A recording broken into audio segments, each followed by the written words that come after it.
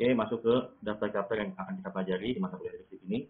Pertama ada definisi dan fungsi kepemimpinan, kemudian pemikiran-pemikiran kepemimpinan Indonesia, ya, selanjutnya manajemen supervisor dalam organisasi, kepemimpinan supervisor yang efektif, kepemimpinan tim dalam mencapai tujuan-tujuan organisasi, selanjutnya komunikasi dalam organisasi, presentasi bisnis sebagai bentuk komunikasi, motivasi karyawan dalam studi kasus, metode pendelegasian, peran manajer lini dalam evaluasi kinerja, hasil dan metode mentoring, karakter dan praktik kepemimpinan, kemudian sikap-sikap dan perilaku keteladanan.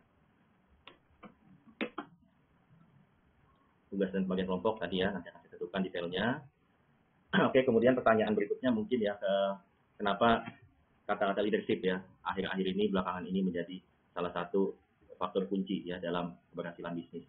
Ya kan, banyak kita sama-sama lihat, mungkin teman-teman juga sama-sama pekerja, sama-sama praktisi, kita bisa lihat sekarang kondisi-kondisi bisnis penuh turbulence ya, penuh volatility, apalagi kemarin ada pandemi ya, belum lagi sebelum-sebelumnya ada krisis ekonomi dan lain sebagainya gitu ya. Nah, sehingga leadership atau kepemimpinan ini adalah salah satu key success factor ya bagi satu perusahaan ataupun satu organisasi untuk dapat bertahan ya di tengah kondisi bisnis yang penuh ketidakpastian. Ini salah satunya saya ambil fenomena mengenai revolusi industri ya, di mana kita sama-sama tahu bahwasanya saat ini digadang-gadang kita sudah masuk ke industri 4.0 ya secara umum ya. Kemudian secara society kita sudah masuk society 5.0 ya, dari sumber-sumber literaturnya Jepang gitu ya. Nah, sehingga artinya dunia begitu cepat berevolusi, berubah ya. Maka dari itu ya kita juga harus adaptif ya kan, mengikuti perkembangan zaman sesuai dengan kondisi yang saat ini terlaksana gitu ya. Nah, ini revolusi industri semakin pesat di ini, kemajuan di bidang teknologi yang luar biasa sehingga menyebabkan peningkatan sumber daya alam, peningkatan pemakaian sumber daya alam, sumber energi, dan juga limbah yang dihasilkan juga semakin meningkat. Makanya NGO ya kan, LSM juga semakin kencang karena semakin revolusi industri, semakin canggih, sumber dayanya juga semakin banyak yang tergerus ya, tapi recycle-nya yang kurang cepat ya. Itu salah satu view. Kemudian juga setiap perusahaan apapun jenis usahanya memiliki andil besar untuk memperbaiki masyarakat dan lingkungan. Ya, tidak hanya sekedar aspek finansial. Kan? Kalau kita kenal mungkin di pelajaran atau mata kuliah etika bisnis ataupun green management, kalau teman-teman ada yang udah ambil gitu ya, kita ingat teorinya Elkington tahun 77 ya kan, mengenai setiap bisnis harus memenuhi kriteria 3P saat ini kan. Selain profit juga ada people yang harus memberdayakan masyarakat, kemudian juga planet, yaitu memberdayakan lingkungan ya. Dan di era-era ini bahkan juga ada perusahaan yang telah mengklaim bahwasanya mereka telah menerapkan prinsip 4P, bahkan yang menambah 1P lainnya, yaitu adalah produk, ya, di mana produk yang mereka ciptakan adalah memang dibutuhkan oleh customer. Dimulai dari empati, gitu ya, berempati terhadap customer, berusaha merasakan apa yang dibutuhkan, apa yang dikeluhkan, apa yang menjadi permasalahan konsumen, ya, sehingga baru di-create produknya, sehingga bisa menyelesaikan masalah yang konsumen hadapi, tidak hanya sekedar menjual produk secara hard selling. Nah, ini hal-hal yang banyak berubah, banyak berkembang di era saat ini gitu ya. Ya, kemudian kita tahu ya, mungkin tahun 2008 ya, atau 1-2 dekade sebelumnya, kita tahu bahwasanya top 10 ya, atau top 10 companies in the world gitu ya, banyak dikuasai oleh perusahaan-perusahaan di bidang oil and gas, kemudian perbankan gitu ya. Sehingga mungkin 10 tahun, 20 tahun yang lalu kita tuh kayaknya kepengen jadi banker tuh keren kan gitu ya.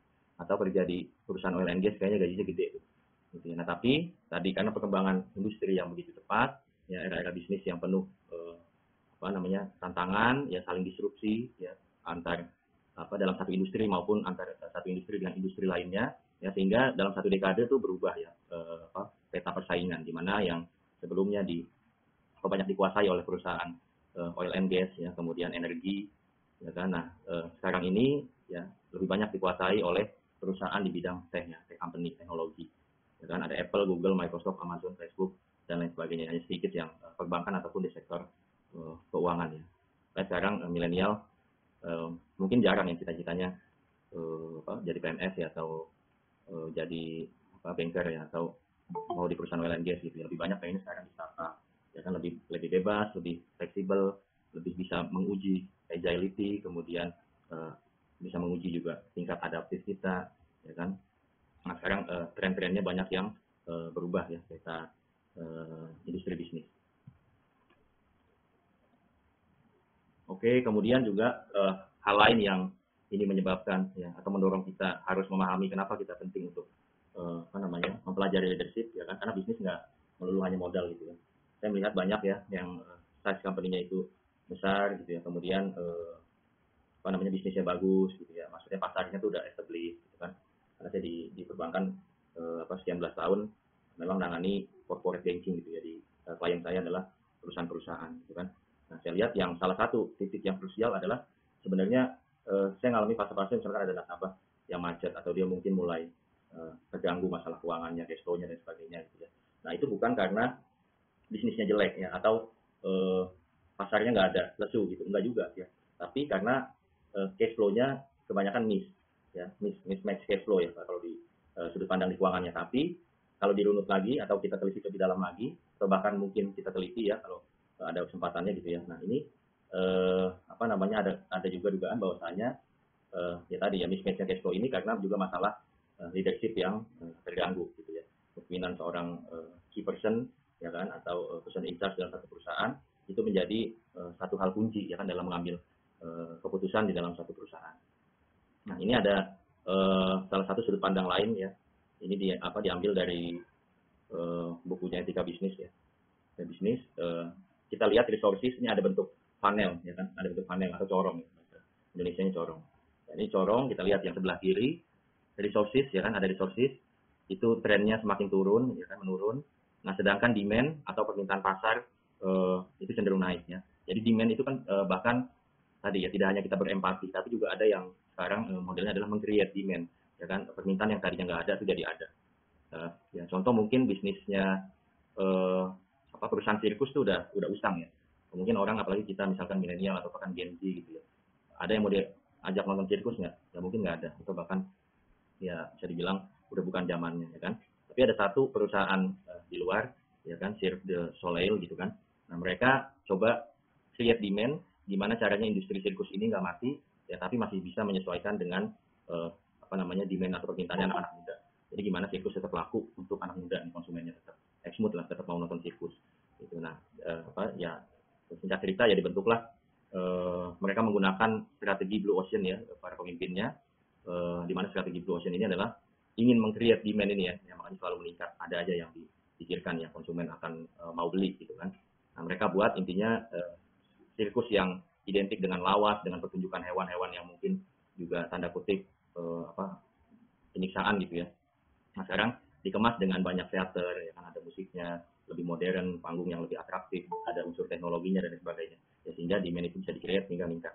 Nah, akibatnya kondisi yang corong pertama, ya kan, di mana resources kita cenderung, sumber daya alam kita cenderung turun, sedangkan demand ini terus bertambah, terus di-create. Ya, akibatnya akan ada kelangkaan ataupun akan ada gap yang negatif di antara resources dengan demand di pasar. Ya kan? Nah, peran leadership ya dalam hal ini, itu dalam konteks ini menjadi salah satu hal yang penting ya, ditambah juga perlu dengan digandeng juga dengan inovasi dan juga jiwa wirausaha atau kepemimpinan itu sendiri ya, sehingga kita bisa bersama-sama yang membuka kembali corong yang tadinya tertutup ya kan, yang tadinya sumber daya semakin habis ya, harapannya dengan inovasi, dengan jiwa entrepreneurship yang kita miliki, dengan leadership kita yang baik gitu ya, sehingga resources ini bisa tetap kita jaga untuk tumbuh gitu ya, untuk kita recycle ataupun sekarang cukup terkenal konsep circular economy ya, di mana diupayakan dengan sangat gitu ya bahwasanya sumber daya itu jangan sampai habis ya, artinya entah di recycle ya ataupun recycle mungkin hanya 1-2 kali gitu ya, tapi circular economy itu bisa recycle-nya bisa panjang, bahkan buangnya ya sisa atau limbahnya tuh bisa dibilang nol atau bahkan sangat minim ya, sehingga harapannya resources-nya, sumber dayanya tetap terjaga ya kan, di tengah dengan demand yang terpenuhi ya, artinya bisa makin lama bisa terbuka juga gitu ya. Nah, sehingga dalam konteks keberlanjutan lingkungan ini ya, ini leadership juga salah satu hal yang krusial ya, di balik tadi ada perubahan tren mengenai perubahan industri ya kan, the rise of new industries yang tadinya dari perusahaan migas ke perusahaan teknologi, kemudian revolusi industri dan juga keberlanjutan lingkungan ya, semuanya adalah hal-hal yang mungkin ya satu dekade ini banyak kita alami, sehingga ini coba kita kemas, kita bungkus, kita harus memahami ya, melihat ini secara helikopter view, sehingga leadership menjadi salah satu hal yang sangat penting bagi satu organisasi ataupun bisnis di luar modal, di luar kapasitas atau size perusahaan dan lain sebagainya. Oke, kita coba cross check ya. Nah, ini ada salah satu speech dari grup CEO-nya Unilever ya. Ini di Insit Alumni Forum ya kan, speech-nya dikatakan bahwasanya ya, lihat ya kalau sambil dibaca teman-teman baca bahwasanya government dan NGO sekarang sama-sama kerjasama ya, membentuk tim untuk melihat ya mengenai keberlanjutan bisnis, karena kan dinilai mungkin era-era ini banyak tadi ya, lingkungan sumber daya sudah mulai semakin habis ya kan, demand semakin tidak terkontrol ya kan, permintaan diciptakan, manusia dengan hawa nafsunya punya duit makin nggak ada habisnya kan, pengen beli ini beli itu ya, daya beli terus meningkat ya dan sebagainya. Nah di sini si pembicara ya Mr. Patrick ini melihat bahwasannya agenda ya, dengan adanya kondisi tersebut agenda sustainability dan CSR ya kan, ini menjadi bukan hanya sekedar pelengkap ataupun penggugur kewajiban gitu ya, tapi ini adalah justru yang satu hal yang kritikal ya, critical driver of business growth. Jadi kalau bisnis mau tumbuh ya, dikatakan era-era sekarang ini justru kita pikirin dulu sustainability-nya, CSR-nya gitu ya, sehingga profit itu akan ngikut gitu ya. Nah ini juga sejalan ya dengan kondisi di Indonesia, kalau teman-teman ngikutin atau mungkin di tempat kerjanya juga kalau ada pernah dengar istilah sustainability report ya kan, kalau di perusahaan dulu mungkin adanya annual report ya, itu kan hal biasa gitu, terutama perusahaan TBK. Tapi sekarang ini annual report tadi perlu didampingi dengan sustainability report gitu ya, laporan keberlanjutan, yang ini menjadi salah satu isu ya, di mana tadi kaitannya dengan leadership adalah ternyata bisnis leaders top dunia pun ya mulai memikirkan ya, arah perusahaan ke depan akan seperti apa. Nah itu bisa dilaksanakan ya, bisa dibuat strategi atau visi misinya ke depan karena mereka memahami agenda-agenda saat ini, yang mengetahui kondisi bisnis saat ini seperti apa dan ke depan harus seperti apa. Oke ya, kalau dirangkum ya, mengapa leadership ya, dalam mengimplementasikan inisiatif bisnis ya, tantangan-tantangan yang dihadapi para pemimpin atau para leader antara lain tadi, sama kecepatan perubahan di bidang teknologi, diikuti juga ya, bisnis harus dapat memberikan empowerment yang memperbaiki kondisi sosial masyarakat ya, tata kelola dan sebagainya ya. Kemudian juga ada tantangan globalisasi, di mana kita kenal dengan istilah free trade, perdagangan bebas. Sekarang dunia sudah sangat terbuka antara satu negara dengan negara lain, bisa saling bertransaksi secara online, secara real time dengan mudah gitu ya, dengan sumber daya juga yang efisien ya, dan nggak mahal.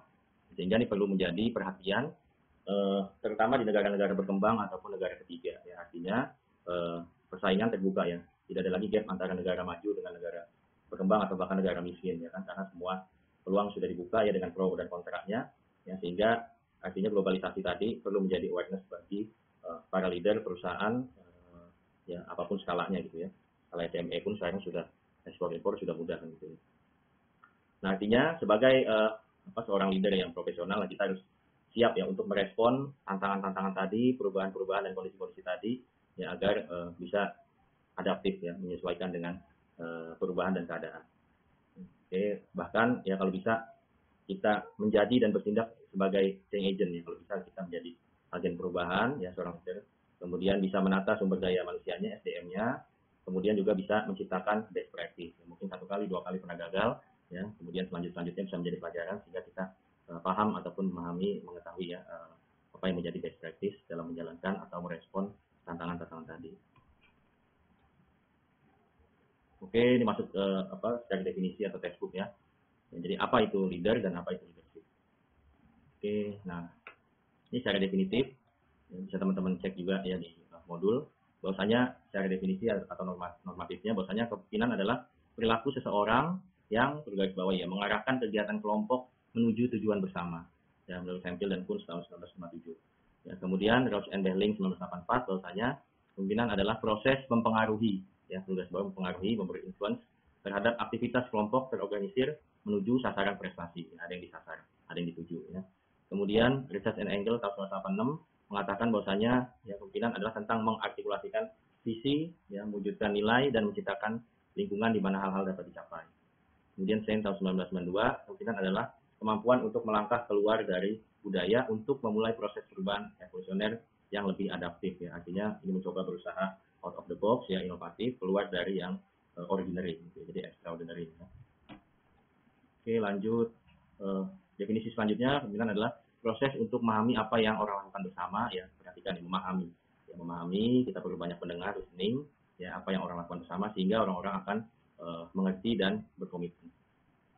Oke, definisi selanjutnya, kepemimpinan adalah kemampuan seorang untuk mengaruhi, motivasi, dan memungkinkan orang lain berkontribusi menuju keefektifan dan kesuksesan organisasi. Jadi keefektifan artinya sampai dengan mencapai apa yang ingin dituju, ya, sehingga didapatkan kesimpulan bahwasanya leadership ataupun kepemimpinan adalah kemampuan atau lebih banyak seninya bahkan ya dibandingkan dengan ilmu itu sendiri, seni untuk mempengaruhi perilaku orang lain atau bawahan untuk mencapai berbagai sasaran bisnis dan sasaran tim tanpa menggunakan paksaan, ya.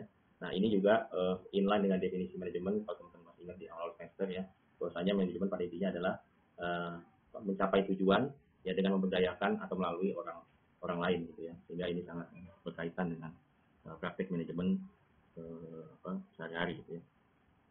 Oke, kemudian masuk ke definisi ya pemimpin.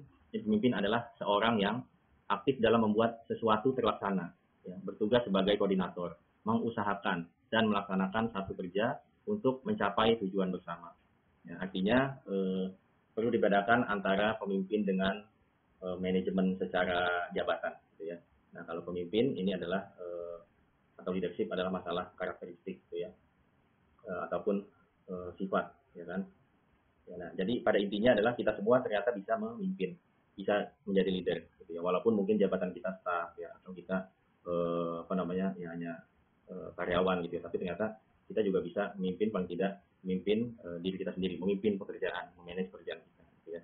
Nah, kita juga bisa ternyata kan mempengaruhi orang lain untuk mengerjakan sesuatu walaupun kita bukan di level manager misalkan. Nah, itu hal-hal tersebut sebenarnya kita sedang berlaku sebagai seorang leader. Nah, contoh ini ada ide misalkan teman-teman ngajak pulang tenggo teman-teman yang lain gitu ya, ngajak pulang lebih awal gitu karena menonton bola misalnya. Nah, teman-teman yang lain terpengaruh, dibilang asik juga nih, kan? Nah, mereka pulang sama-sama, nah itu udah termasuk salah satu tindakan menginfluence, yang mempengaruhi, mengajak orang lain untuk ya kan sama-sama mencapai satu objektif. Oke, ternyata setiap orang bisa menjadi seorang pemimpin, ya bahkan kita kan bisa mempengaruhi berbagai pihak gitu ya. Atasan bisa kita beri masukan, ya, bisa kita beri influence, ya kan. Apalagi yang satu peer, ya kan, anggota dalam tim yang sama, yang level, ya mungkin hanya beda departemen atau bahkan dalam satu departemen yang sama, sama-sama staff, misalkan, itu bisa kita pengaruhi, kan. Berikut juga secara garis koordinasi ke samping ya, dengan customer ya kan atau klien maupun dengan supplier ataupun tim eksternal lainnya, itu bisa kita pengaruhi. Jadi walaupun level atau jabatan kita staff, ternyata ini masih bisa bekerja gitu ya, kita bisa menjadi seorang leader. Oke, ini tipe pemimpin secara teoritis dibagi menjadi 3. Ada tipe ya pemimpin yang sifatnya autokratik, ada yang demokratik, ada yang free reign. Bedanya apa? Oke, kita lihat di sini. Ya, bahwasanya lihat yang warna biru ya, autokratik sebelah kiri. Nah, itu warna biru, itu adalah masalah boss center leadership. Artinya lihat di sini, use of authority by the manager. Jadi sifatnya satu arah, autokratik. Jadi manajer yang membuat keputusan langsung mengumumkan. Jadi tanpa meminta feedback ya, ataupun masukan dari bawahannya gitu ya. Jadi ini sifatnya autokratik, satu arah ya, dari dari pemimpin kepada bawahannya. Oke, masuk ke tengah ya kan, ke demokratis ya. Ini yang yang tengah-tengah, sifatnya netral gitu ya. Atau disebut juga sebagai partisipatif, di mana sifatnya ada konsultatif dan demokratis. Jadi ini sifatnya udah mulai menengah. Lihat yang kotak sebelah kiri ya, dari kiri ke kanan. Yang pertama manager make decision and announce it. Kemudian manager self decision. Ini udah mulai soft ya, makin ke kanan itu semakin gambarnya makin melibatkan karyawannya gitu ya. Nah, termasuk yang partisipatif di tengah nih ya, yang range antara konsultatif dan demokratik ya. Ini di sini manajer mempresentasikan ide ya, dan juga memberikan atau mengundang pertanyaan ya, agar staff ataupun bawahannya bisa memberikan masukan atau paling tidak memberikan feedback. Nah, semakin ke kanan itu semakin terbuka. Ya kan, ini ya sebelah kanan yang warna biru, manager present problem. Dia menceritakan masalah-masalah yang ada yang dihadapi dalam departemen atau divisinya, kemudian mencoba ya kan memberikan saran ya, sarannya seperti ini penyelesaiannya, kemudian baru atau minta masukan, kemudian baru membuat keputusan. Nah, semakin paling kanan ya laissez-faire ya kan, ini semakin terbuka, artinya justru karyawan sangat bebas ya. Bahkan manajer mengizinkan employee atau bawahannya to function within defined limits. Ya, artinya kalau secara definitif laissez-faire ini ya, atau pemimpin freelance ini justru identik karena pemimpinnya tidak mampu gitu ya, tidak mampu sehingga justru satu case ataupun satu permasalahan, satu target yang dihadapi oleh divisi atau timnya itu justru diserahkan begitu saja langsung kepada staff atau anak buahnya. Gitu ya. Nah, memang ada trade off nih, kira-kira kita di seberapa autokratik dan seberapa laissez-faire. Nah, ini yang perlu disesuaikan dengan mungkin kondisi ya masing-masing organisasi ataupun value ya budaya culture-nya di masing organisasi. Ya kan, begitu juga dengan profile mungkin functionnya ya atau daily bisnisnya seperti apa, bahkan bawahannya seperti apa. Nah, ini makanya dikatakan leadership adalah banyaknya seninya ya, karena kita memposisikan diri kita kadang-kadang autokratik ataupun laissez-faire ataupun partisipatif, ya itu kita harus pas gitu ya. Karena tadi dengan seni tadi ya, teorinya udah ada, tapi kita nggak bisa sudah teori karena perlu seni. Ketika menerapkannya itu perlu kondisi-kondisi yang mendukung gaya kepemimpinan mana yang kita pilih. Oke, ini peran pemimpin ya. Key management roles dibagi menjadi 3. Ada interpersonal roles, ada informational roles, dan ada decision roles. Ya, masing-masing ada piringnya lagi, dibagi lagi. Oke, yang pertama interpersonal roles, figurehead. Ya, dikatakan pimpinan satuan organisasi kadang-kadang harus tampil dalam berbagai upacara resmi dan undangan. Jadi kelihatan sosok figurnya gitu ya. Kemudian leader, pimpinan harus mampu memberikan bimbingan ya saat bawahan mau dibina ya atau pengen dikembangkan dalam pelaksanaan tugas, nanti harus mampu memberikan konseling ya. Maka mungkin sering juga kita sebagai karyawan, teman-teman sebagai pekerja atau praktisi juga gitu ya. Ya pasti secara periodik ataupun biasanya setelah performance appraisal itu biasanya ada semacam konseling ataupun semacam coaching ya, coaching dari subordinate ataupun dari atasan gitu ya, untuk kan mengevaluasi ataupun mengembangkan karyawan dalam hal pelaksanaan tugas ataupun pekerjaan. Oke, kemudian license, pemimpin juga harus bisa mengembangkan hubungan kerjasama yang nggak hanya sama bawahannya aja berani gitu ya, tapi di lingkungan kerja di luar ya kan, ini juga harus saling tukar informasi ya, saling berkolaborasi ya antara dengan divisi lain ataupun bahkan di luar perusahaan. Harus menjadi pengawal ya, license ya. Oke, peran selanjutnya adalah terkait dengan informasi. Pertama ada monitoring ya, ini seorang leader harus bisa mengikuti dan peroleh segala macam informasi seluruh proses kegiatan di satuan kerjanya, jadi harus up to date, harus tahu, dia harus monitor apa yang terjadi ya di kantor, ya, terutama di bagiannya ya, sehingga mendapatkan informasi yang komprehensif. Kemudian diseminator, memberikan informasi kepada bawahannya tentang setiap hal yang berkaitan dengan satuan kerjanya. Ya, kalau ada info-info kebalikannya, kalau ada info dari luar, ada update dari top management mungkin ya, ada update dari shareholder, pemegang saham, ya kan, yang mungkin akses informasinya tidak langsung ya kepada karyawan di level bawah gitu ya. Nah, maka roles dari leader, seorang leader dan pemimpin ini harus bisa menjadi memberikan informasi kepada bawahan. Oke, kemudian roles lainnya adalah spokesperson, di mana seorang pemimpin harus dapat menyampaikan segala informasi yang menyangkut satuan kerja yang akan disampaikan keluar ya. Dan ini tidak bisa disalurkan melalui orang. Jadi ada kalanya kadang seorang pemimpin ya rapat di satu forum yang menyampaikan, menceritakan kinerja ataupun produk ataupun usulan dan sebagainya. Ya ini ada kalanya tidak bisa diwakilkan oleh level staff atau bawahannya gitu ya. Ada kalanya kita perlu pride gitu ya, perlu menghargai counterparty kita ya, pihak counterpart pihak lainnya gitu ya. Kalau di klien kita levelnya direktur gitu ya, masa dari perusahaan kita levelnya misalkan level senior staff gitu ya, ini kan nggak teli ya. Inilah peran pemimpin juga. Oke, kemudian yang terkait dengan pengambilan keputusan, seorang leader harus dapat perbaiki dan mengembangkan satuan kerja yang dipimpinnya, sudah pasti ya. Kemudian harus mampu juga mengatasi segala hambatan, tantangan yang dihadapi, jelas. Kemudian resources allocation, harus bisa mengatur ya segala macam sumber daya yang dia kuasai ya, yang ada di bawah ya, bawah kepemimpinannya gitu ya. Entah itu SDM, entah itu mengenai dana gitu ya, waktu, bahkan fasilitas, nah itu harus dapat dimanfaatkan secara efektif dan efisien. Kemudian sebagai negosiator ya tentu ya, pemimpin ya, orang yang berperan mewakili dalam satuan kerja dengan satuan kerja di luarnya. Oke, ini ada peran pemimpin menurut Fix dan Bullet dalam bukunya Organization Theory and Behaviors ya. Beberapa hal yang digarisbawahi adalah ya kan, peran pemimpin yang harus bisa bersikap adil, kemudian bisa memberikan saran, masukan dan perbaikan, mendukung ya terciptanya pencapaian tujuan, kemudian sebagai katalisator atau agen perubahan, bisa menciptakan rasa aman, ya, bisa mewakili organisasi atau divisi atau timnya ya di berbagai forum ataupun aktivitas, gitu ya. Sebagai sumber inspirasi ya yang bisa dicontoh atau bisa diambil pelajaran-pelajarannya oleh bawahannya, ya, dan bisa bersikap menghargai. Oke, ini apa saja ya sekiranya yang bisa diinfluence atau dipengaruhi oleh pemimpin.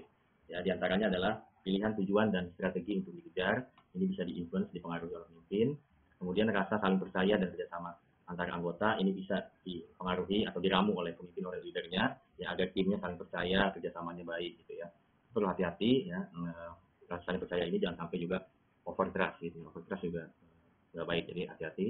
Trust itu penting, tapi over trust itu justru berbahaya. Oke, kemudian koordinasi kegiatan kerja tentunya bisa ada pemimpin campur tangan gitu ya. Kemudian alokasi sumber daya untuk kegiatan dan tujuan ya, itu juga bisa diatur. Ya, mobil katakanlah cuma ada berapa di divisinya ya diatur ya. Hari ini jam sekian untuk yang ini, ya besok yang ini dan sebagainya. Kemudian pengembangan keterampilan jelas, pembelajaran dan sharing pengetahuan baru oleh anggota, ya, sharing knowledge, saling budaya saling share ya antar anggota dalam satu divisi atau bahkan antar divisi itu juga penting. Kemudian dukungan dan kerjasama dari pihak luar, juga desain struktur program sistem formal itu juga bisa diberi masukan oleh pemimpin. Ya. Artinya kalau mungkin manajemen mau rups ya, struktur organisasi berubah lagi, rombak lagi, mungkin ada program misalkan pensiun dini atau harus diperbaiki sistem kerjanya, peraturan kerjanya dan sebagainya gitu. Ini bisa diinfluence atau diberi masukan oleh pemimpin. Indikator kepemimpinan yang efektif ya, ini diambil dari beberapa literatur ya, Bas, Kaiser, Hogan, dan Streich. Bahwasanya salah satu indikator efektivitas pimpinan yang sangat relevan adalah tentunya sejauh mana kinerja tim atau organisasi ditingkatkan. Jadi ada growth di situ, ada pertumbuhan, ya ada perbaikan, ya. Dan tentunya juga yang paling penting adalah pencapaian tujuan difasilitasi ya, atau bisa tujuan-tujuan itu bisa dicapai. Gitu ya, itu indikator leadership yang efektif yang mudah gitu ya. Nah, kemudian indikator ini dibagi lagi menjadi dua, ada yang sifatnya objektif, ada yang sifatnya atau tergolong ke dalam kategori subjektif. Ya, yang objektif ya, indikatornya adalah gampang ya.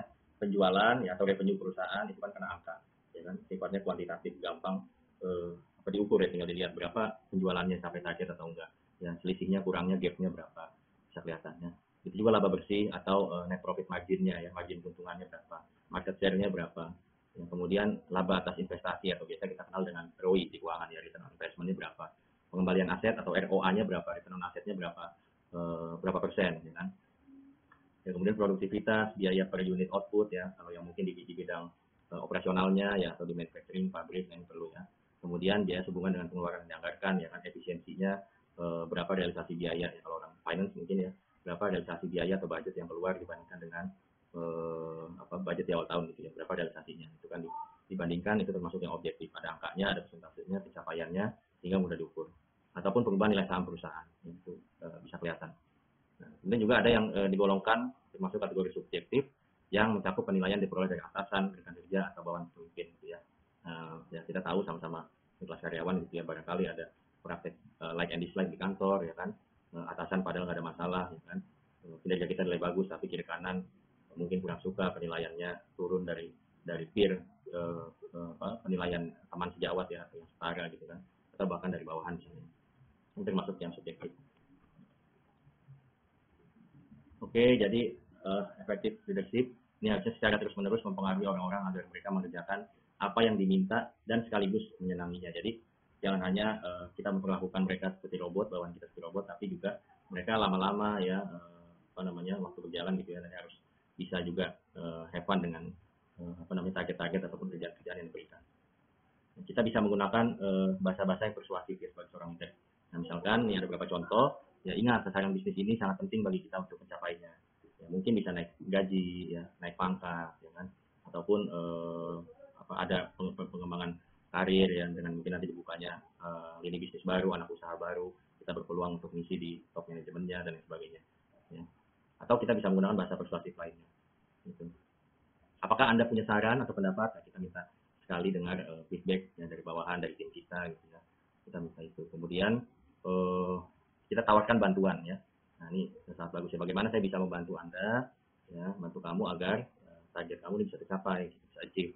Apa yang bisa saya bantu gitu ya. Itu salah satu cara ya atau teknis agar staff ataupun tim di bawah supervisi kita bisa mengerjakan sekaligus menyenanginya gitu ya. Ayo nih kita ajak, ayo mari kita susun rencana tapi share bersama. Jadi nggak bosi. Jadi bos juga harus bisa kerja gitu. Jadi ada kalanya ya ketik-ketik laptop ngetik-ketik juga harus bisa ya, karena ayo kita ajak kadang-kadang bareng-bareng kerjain gitu kan. Oke. Ya dengan demikian sikap pemimpin yang efektif yang antara lain ya memaksimumkan keterlibatan orang lain atau bawahan untuk mencapai sasaran bisnis optimal, ya tidak eksklusif atau hierarkis, tapi mencari masukan, nilai tambah dari setiap jenjang organisasi, peroleh tanggung jawab ekstra sejalan dengan peran formalis sebagai pemimpin, dan meningkat sesuai jenjang senioritasnya.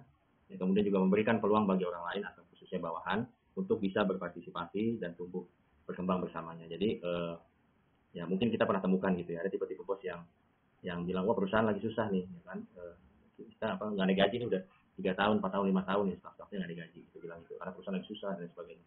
Ya tahu-taunya bos kita sendiri aja setiap tahun naik gaji misalnya Pak. Ini ya harus menjadi perhatian ya kalau memang kita mau jadi yang hanya sekedar nyari gaji atau jabatan, ya, leadership ingin sustain karir kita, ingin disenangi banyak orang, nah kita juga harus belajar menjadi seorang leader yang baik. Oke, ini sama ya, harus bisa menginfluence, mempengaruhi perilaku orang lain, sehingga tujuan kita, tujuan tim, tujuan perusahaan, tujuan organisasi bisa tercapai tanpa paksaan. Tentunya hal-hal yang harus diperhatikan, yang menjadi indikator juga adalah result oriented tadi, yang objektif jelas, angka-angka jelas, ya bisa ketahuan ya. Kemudian harus ada di dalamnya juga continuous improvement, ya, harus ada yang berubah, harus ada yang semakin bagus, ada yang diperbaiki gitu ya. Kemudian juga empower, ya kan, harus ada yang berkembang, orang-orang di bawahnya berkembang, berprestasi, ya mungkin naik pangkat, ya naik gaji dan sebagainya.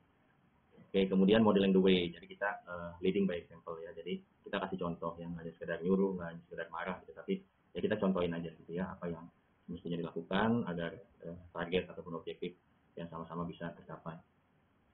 Kemudian kita juga harus menciptakan suasana kerja yang challenging ya, jadi agar setiap staff tuh merasa nggak stagnan ya, ada tantangan-tantangan yang kita berikan ya untuk dicapai ya, entah di dalam job desk ya ataupun sesekali ya mungkin perlu juga ada yang di luar job desk ya, namun ya perlu saling berkaitan dan ini ya berkoordinasi dengan unit kepegawaian terutama.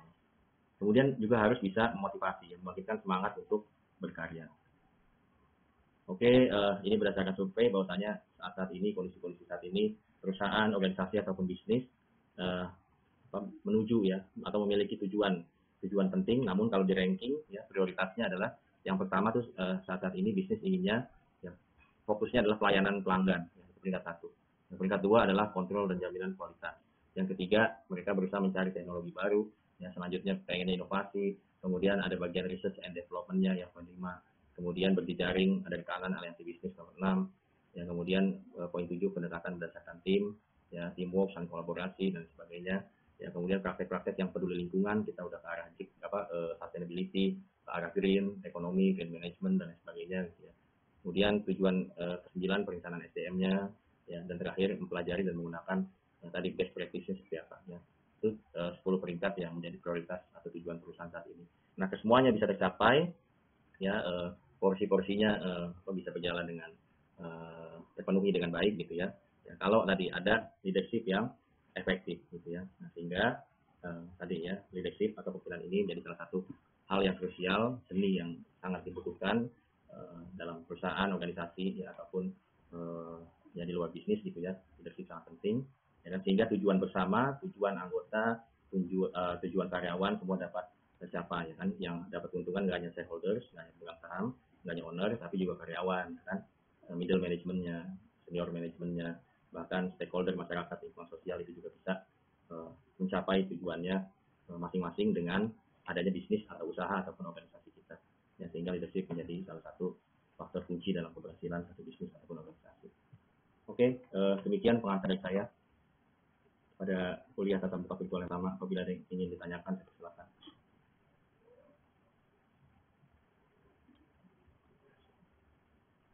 Ini pulas nih, tiduran ya. Silakan ada yang tanyakan seputar materi ataupun seputar konten perkuliahan. Izin Pak Eko, ya, mau bertanya Pak. Silakan. Mina. Ya? Jadi kan tadi Bapak sempat bahas, ya Mina Pak, ya, sempat bahas tentang ini ya Pak ya, industri 4.0 terus ada tentang teknologi juga ya Pak ya. Nah, kan tren saat ini ya Pak ya, apalagi pasca pandemi itu, perusahaan mulai bergeser untuk menerapkan digital leadership Pak. Ya. Nah, digital leadership ini tidak hanya diterapkan di perusahaan yang berbasis IT, tapi di beberapa industri kayak industri keuangan, contohnya di OJK itu sudah diterapkan Pak. Nah, kira-kira menurut Bapak bagaimana tanggapan Bapak mengenai digital leadership ini? Kira-kira nanti perusahaan lain itu akan mengikuti atau bagaimana Pak? Dan seandainya mereka mengikuti digital leadership ini, bagaimana cara mereka untuk bisa tetap sustain Pak? Karena kan maksudnya mereka itu tidak hanya mengikuti tren, tapi kayak mempertimbangkan kan kalau inovasi juga membutuhkan biaya seperti itu Pak. Terima kasih. Oke, bagus pertanyaannya ya Mina ya. Oke, memang subjek yang mengenai leadership ya di era teknologi ini memang ada bahasan tersendiri. Jadi karakteristiknya nanti saya coba masukkan di tatap muka virtual ke-7 deh. Jadi walaupun mungkin secara RPS kita nggak ada, nanti coba diselipkan materi di pertemuan ke-7. Jadi memang penting ya bagi bisnis ataupun dalam hal ini adalah pemimpin dalam sebuah bisnis yang paham mengenai digital leadership. Karena kondisi-kondisi sekarang ya semua sudah mengarah ke digital, pipa-pipanya ya kan, bisnis baik saluran marketing, saluran supply, bahkan kepegawaian juga sudah banyak digital. Nah, maka ini perlu menjadi pemahaman terlebih dahulu. Jadi fondasinya menurut saya juga harus kuat ya. Jadi perlu disosialisasikan terlebih dahulu kepada para pemimpin gitu ya, sehingga mereka nggak kaku lagi. Jadi kan ada trade off ya, seolah-olah tuh sekarang kalau ada digitalisasi ya kan, karyawan santai nih ya, atau nggak termonitor ya, atau WFH nih kerja apa enggak gitu. Padahal ini yang harus diedukasi ya ke semua pihak bahwasanya ini memang salah satu tuntutan perubahan zaman. Bahkan sekarang perubahannya cepat sekali. Kalau dulu mungkin kita bisa baca ya internet, ada sosial media gitu kan, ada tahapan-tahapannya cukup panjang waktunya. Tapi karena sekarang kita lihat satu industri ya, dalam satu industri yang sama itu saling disrupsi biasa. Tapi yang mencengangkan adalah ketika satu industri itu bisa mendisrupsi, bisa mengganggu industri lainnya gitu ya. Nah, ini artinya apa? Sekarang tuntutan zaman itu semakin berkembang, semakin cepat, semakin kompleks ya, sehingga seorang leader juga harus berubahnya cepat juga ya, harus belajar ya, harus mau mengakui ya kondisi ya. Kita harus mengalah, ataupun dalam hal ini konteksnya adalah belajar. Ya memang tadi kalau dikaitkan dengan biaya investasi ya. Tadi apa biaya investasi ya? Karena inovasi ada biaya investasinya gitu ya.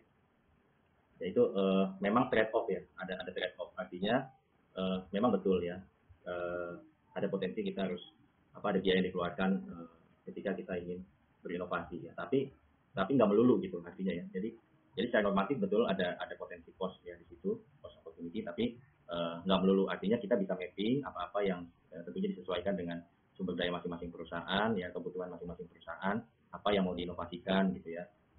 Mana yang mungkin dibikin skala prioritas, mana yang memang sudah urgent ya, mana yang belum gitu kan, sehingga nggak ada alasan ya bagi kita, bagi perusahaan, bagi seorang leader untuk tidak berinovasi gitu ya, karena kita bisa mulai dengan skala prioritas ya kan, ya sehingga tadi ada konteks biaya atau capex mungkin ada ya betul, tapi yang apanya dulu nih gitu ya. Kalau mungkin ganti core system ya atau hal-hal yang mendasar itu jelas perlu capex atau perlu modal yang besar ya kan, tapi kalau mungkin dari hal-hal yang simple ya kan, udah paperless ya kan, atau penerapan jam kerja fleksibel, kemudian banyak lah yang pilihan gitu ya, baik to work misalkan ya, atau green office dan lain sebagainya. Itu sebenarnya banyak hal-hal inovatif yang inline juga kok dengan tujuan ataupun tujuan perusahaan gitu ya, atau dalam hal ini adalah untuk mencapai profit gitu. Jadi bisa inline juga gitu ya, hal-hal tadi yang dilakukan yang disesuaikan dengan biaya ataupun sumber daya yang kita punya. Jadi betul, memang sekarang OJK ataupun peran regulator itu juga sangat penting ya, perlu digarisbawahi betul ya, karena memang tadi terkait dengan influence ya, siapa yang bisa menginfluence, siapa yang bisa memberikan contoh, siapa yang bisa memberikan masukan ya. Jadi artinya perlu kalau saya lihat khususnya negara berkembang ya, karena biasanya kesadarannya lebih kurang ya dibandingkan negara maju. Nah, maka kebijakan yang diambil lebih banyak adalah sifatnya top down ya. Jadi harus dari atas dulu ya kan, harus dipaksa dulu. Satu praktek bisnis ya tidak memperhatikan lingkungan ya, atau tidak sustain bisnisnya, prakteknya tidak berkelanjutan misalkan. Nah, gimana caranya? Nah, sekarang masuk lewat OJK ya, stimulus keluar POJK nomor 51 misalkan tentang sustainable finance misalkan, atau yang terkait inovasi ya mungkin ada POJK lain ya, saya nggak tahu nomor berapa gitu ya. Nah, memang ini salah satu yang sekarang lagi gencar dilakukan adalah kebijakan top down dari atas, dari regulator harus memaksa semua perusahaan harus ya mengikuti roadmap yang sudah ditentukan ya, jangka pendek, menengah, panjang seperti apa gitu ya. Katakanlah contoh dalam hal berkelanjutan misalkan penerapannya adalah oleh perbankan terlebih dahulu. Oke, yang nanti 1-2 tahun ke depan untuk yang perusahaan TBK. Nanti selanjutnya siapa. Jadi lama-lama semakin menyeluruh. Nah, ini memang betul peran regulator ataupun dalam secara umum pemerintah ini juga salah satu key faktor yang berperan, ya kan? Ya mungkin itu ya Mina ya, sedikit pandangan dari saya. Ya Pak, saya setuju dengan Bapak. Apa namanya? Emang sebenarnya challenging juga ya Pak ya kalau bahas tentang awareness-nya. Karena kan memang digital leadership ini inline sama transformasi digital ya Pak ya. Jadi mungkin memang istilahnya kalau di perusahaan itu komposisinya kan nggak cuma milenial, tapi ada baby boomers dan lain sebagainya. Jadi kayak menemukan awareness-nya itu agak sedikit susah gitu. Tidak sedikit, mungkin memang susah. Oke, terima kasih Pak. Ya, sama-sama Mina. Bagus ya, saya cukup komprehensif. Ada lagi yang lain?